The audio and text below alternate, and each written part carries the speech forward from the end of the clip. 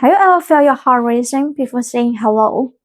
When someone walks towards you, do you look away, pretending you didn't see them, just to avoid talking? If yes, you might know what social anxiety feels like. I know it too well. Since I was a kid, I've always felt different. When someone chats naturally, they laugh, connect, and express. But for me, every word feels like walking on glass. So I'd avoid people, teachers, relatives, and classmates. I remember once when I was in high school, I went to visit my relatives. I stood outside of the door for half an hour, walking up and down the stairs, just trying to get the courage to knock. My hand couldn't move, and I didn't know why something so small felt impossible. And until years later, I learned it had a name: social anxiety. And I used to ask myself, why? Why me? I wasn't abused, and I didn't go through obvious trauma. But my parents walked far away, so from the 4th grade on, I was raised by my grandparents. Actually, my parents still loved me, but I missed a sense of safety that comes from parents' steady presence. And that's what many of us share. We grew up learning to handle things alone. No one was there to soothe us. So we built what to survive. And we learned to depend only on ourselves. And we started believing needing others was weakness. When love is uncertain, self-reliance became our only shuttle. We see the world as danger, and we are ashamed to ask for help. Even asking help is one of the most human things there is.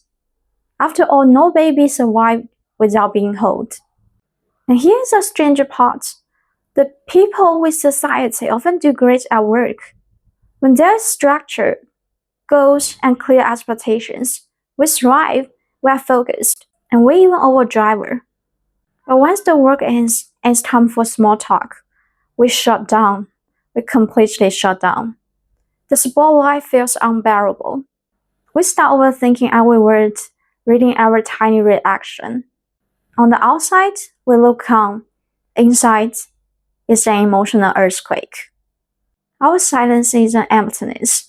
It's a storm no one else can see. So what can we do with all this pain? Find good enough relationships. Healing begins connection. Healthy relationships can nourish us, help us feel safe and rebuild trust. Find people who feel safe in love, a partner, a close friend, and a therapist. The people who can listen, hold place, and remind you you are not alone. Try sharing once a week, your joy, your pain, and even your tears. Talk, listen, and exchange support. That's how we slowly relearn trust. If real-life connection felt too hard, start online. Because some people, they don't feel safe to communicate and tell the truth in real life for the hurts they've been through. And online, the anonymous way makes them easier to open heart and feel relieved. As long as it can help you, it's okay. But remember, safety first always. You can find a community online for group support or healing, or a community around your interest. Dancing, music, and reading, all kinds of things as long as you love. And if all these things no help, therapy will be a power choice. They can use their professional expertise to help you. Healing starts when someone truly listens, and you let them. Being true self doesn't mean others must accept everything you do. Love doesn't mean no boundaries. Sometimes we wing our pain onto people who care about us, because it's safer than facing our fear. But real connection needs honesty, not explosions.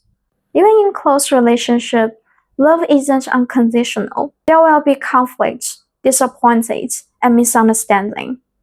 The key is how we deal with them. Let's say your partner forgets the anniversary.